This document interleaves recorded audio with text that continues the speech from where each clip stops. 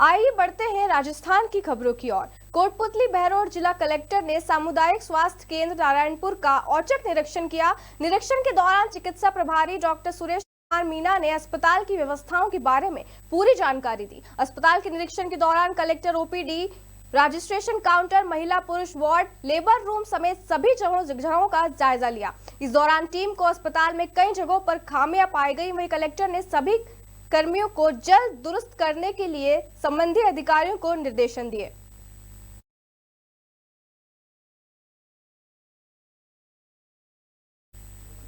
Rajasthan Medicare relief society Bansur के उप जिला अस्पताल में बैठक आयोजित की गई। बैठक विधायक देवी सिंह शेखावत और एसडीएम जोगेश डागर की अध्यक्षता में हुई। इस दौरान जिला अस्पताल प्रभारी भूरा सिंह ने अस्पताल की विस्तृत जानकारी दी। उन्होंने बताया कि अस्पताल में 700 प्रकार की दवाइयां उपलब्ध है। ब्लड स्टोरेज की व्यवस्था, मेडर ब्लड बैंक की व्यवस्था कोटपुतली से की गई। साथ ही उन्होंने बताया कि अस्पताल में 35 जांचें की जा रही हैं। टीबी जांच की मशीन उपलब्ध है, लेकिन सोनोग्राफी एनालाइजर मशीन नहीं है। यहाँ हमारे बानसूर का उप जिला जो अस्पताल है ये मैन बाजार में आ गया है और मैन बाजार में होने के कारण यहाँ जनसंख्या वृद्धि होने के कारण यहाँ 1200 से लेके 1500 का ओपीडी रहता है। एक मरीज के साथ 2 आदमी और भी आते हैं, फिर ये मेडिकल स्टाफ है, विभिन्न तरह की जांचें हैं, साथ ही यहाँ बाजार है, तो ये बड़ा भीड़ भरा क्षेत्र हो जाता है।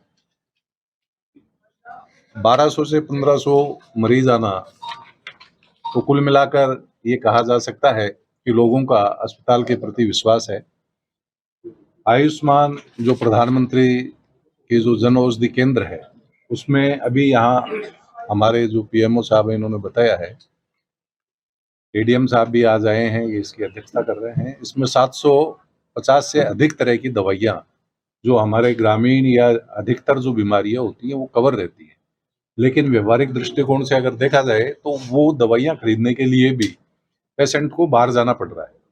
तो हमने आज इन सभी डॉक्टर साहब को निर्देशित किया है कि ज़्यादातर दवाइयाँ प्रधानमंत्री जो जन औषधि केंद्र है वहीं से खरीदी जाए, और अगर कोई दवाइयाँ मौसमी बीमारियों की दवाई है वो भी बाहर से खरीदनी है और या तो वो जन औषधि केंद्र वाले उसमें सहयोग नहीं कर रहे हैं या डॉक्टर लापरवाही कर रहे हैं, तो उसका एक सुझाव पेटिका में अपना लिखें, तकलीफ लिखकर डालें, तो उसका हम 15 दिन या महीने में हम देखते हैं कि इस तरह की शिकायतें आगे नहीं।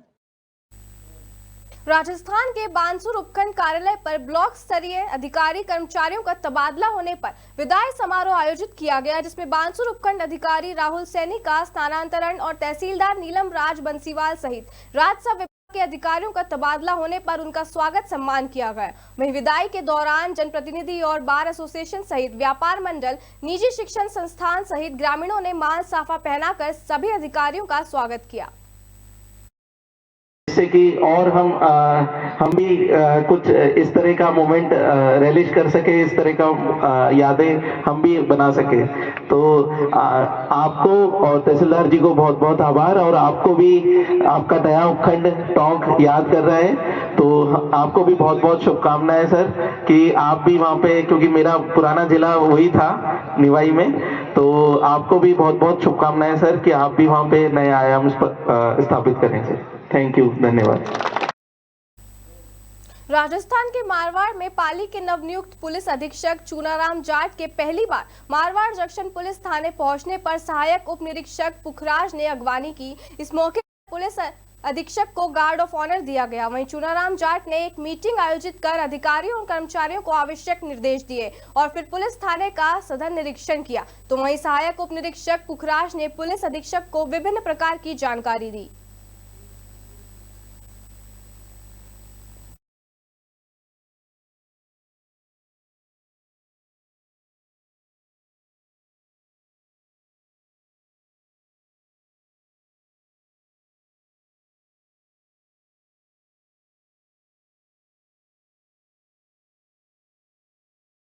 अलवर जिले के रामगढ़ कस्बे में 132 केवी जीएसएस पर लगे ठाक कर बीतते कुछ महीने से वेतन नहीं मिल रहा। वेतन न मिलने से नाराज कर्मचारियों ने 33 केवीजीएस में ताला बंद कर विरोध प्रदर्शन किया। ठेका कर्मी बिजली सप्लाई बंद कर धरने पर बैठ गए। बता दें कि निकट, अलावड़ा, रामगढ़, नोगी व मुखबिरपुर सहित सभी जीएस पर लगे ठेकेकर्मियों को पिछले 2 माह से मानदेय नहीं दिया गया। वहीं बिजली सप्लाई बंद होने की जानकारी मिलते ही अधिकारी मौके पर पहुंचे और विद्युत सप्लाई तुरंत चालू करवा दी। हंगामा कर रहे हैं कि हमारे ठेकेदार हमारा फोन नहीं उठाता। 2 महीने की सैलरी हमारी पेंडिंग चल रही है प्रेजेंट में। वो ठेकेदार को फोन करता है तो फोन नहीं उठाता, और फिर भी अगर कभी उठा भी लेता है तो गाली गलौच भी करता है। बाकी यह आईएन साहब को हमने सूचना दे दी, आईएन साहब ने भी आगे रेस्पॉन्स नहीं लिया है। अभी जयन साहब का फोन किया तो जयन साहब का फोन उसने नहीं उठाया है।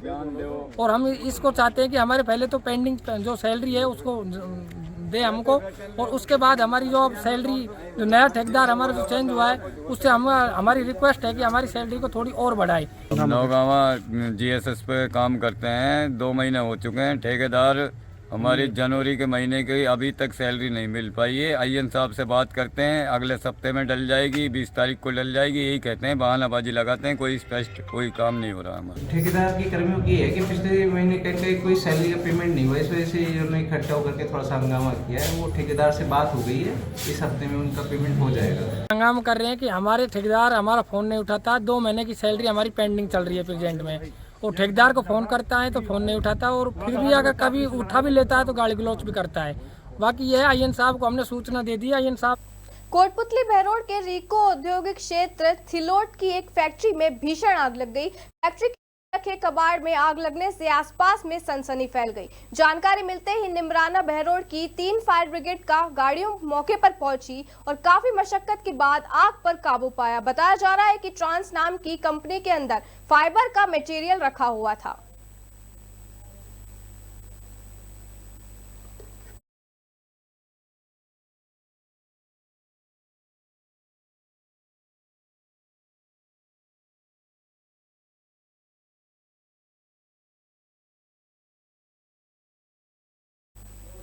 नौगांव रामगढ़ में दिल्ली मुंबई एक्सप्रेसवे पर भीषण हादसा हो गया। कनेक्टर और डंपर में टक्कर होने से 3 लोगों की मौत हो गई। बताया जा रहा है कि कनेक्टर ड्राइवर का नींद आने से कनेक्टर बेकाबू हो गया और डंपर में पीछे से टक्कर मार दी। वहीं हादसे में 3 लोगों की मौत हो गई है, जबकि एक गंभीर रूप से घायल है।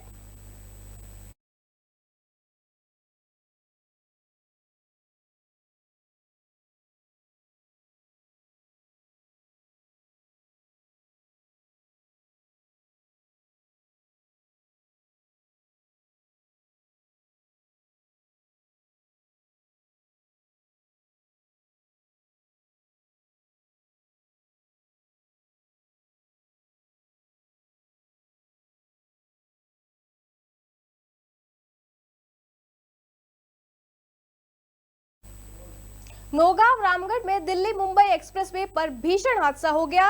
कंटेनर और डंपर में टक्कर होने से 3 लोगों की मौत हो गई। बताया जा रहा है कि कंटेनर ड्राइवर की नींद आने से कंटेनर बेकाबू हो गया और डंपर में पीछे से टक्कर मार दी।